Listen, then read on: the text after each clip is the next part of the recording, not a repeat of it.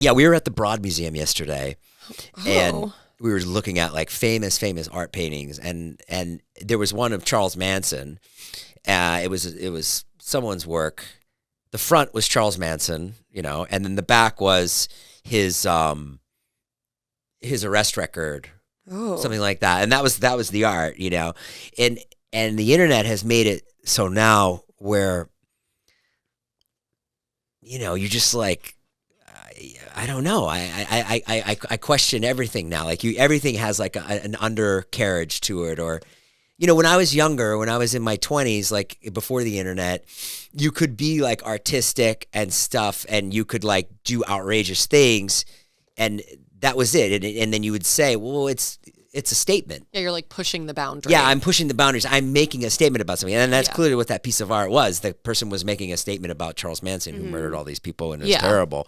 And now it's like, well, what the man? That guy's a murderer, and people come after them. And it's really changed art a lot. I mean, it's changed every form of media. Yeah. And I don't think it's necessarily a good or bad thing. It's just... Yeah. I don't know, like comedy too. So back to my love life. That's like one of the reasons why I hate the internet now.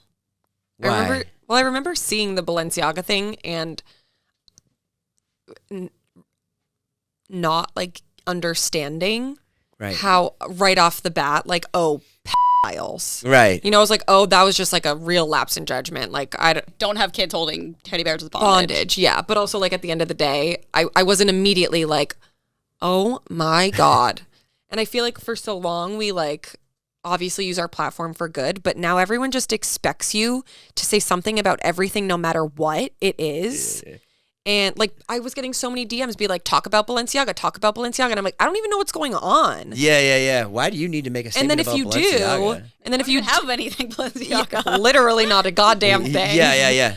And then if you do say something, but you're wrong or you misspeak, then they get mad at you no matter what. Yeah. So it's like, now I don't even say shit about anything, mainly because I'm just like, it's so frustrating because it's like, you can't even try to do good without someone being like, wow, you actually messed that part of it up. So everything that you say doesn't really matter at all. Even the purest people on the internet I've seen who have never done anything really wrong and say something about an issue have been, I wouldn't say canceled, but like come after because they misspoke about something. Mm-hmm. And that's something that's just really hard to navigate, I guess. I just wish people were more like helpful and try to help educate when people either misspeak or like don't know the full extent of, what's happening, who are trying to help and do good rather than just get mad at them and then like drag them and do all of this stuff. I got a taste of that. Like we were at the Black Lives Matter protest and we were like walking and someone was like, oh, can we take a photo? And I was like, yeah, of course, like I'm out here, of course. I'm here for the right reasons and like a good cause or whatever. Mm-hmm. So they like took a photo of us. It was 4 of us in a photo. And then the guy like sent the photo to me and it was a good photo. And I was just like, oh, cool. Like, I'll tweet it, And I tweeted it and that was like, no. Like, where they were like, oh, you're performative.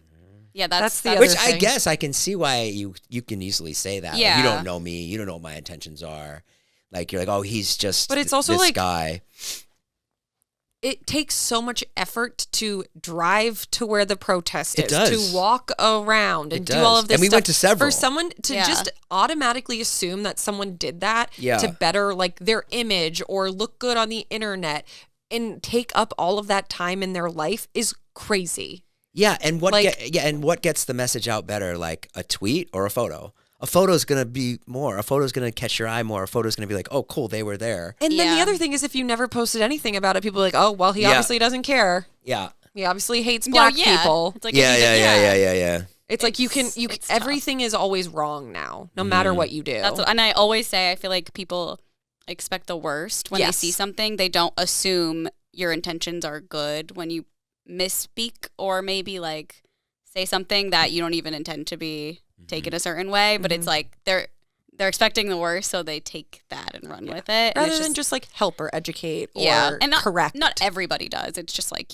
some But that's like for every single influencer goes through it. Like anyone who's on the internet knows the whole, like what I'm talking about. It's just, You know what? Everybody goes through it on the internet. Even Everybody. people that don't have a following. Like yeah. When I see my ex-wife, she'll come up to me. She'll be like, "Fucking Mark Sampson from high school is on my Facebook thread talking about Trump, and he's in there saying Trump in 2024, and it's like, I've blocked him several times. He made a new account. Like even she deals with it. Yes. No, and I go and I look at the thread. It's 6 people, you know, but it's got her up in arms, you know, and she's upset about it. Totally. Well, it's also like TikTok now too. People will post videos like for their friends, and then it'll blow up to millions of people, and then like they get the brunt of whatever it is people find an issue with, even if there's a non-issue.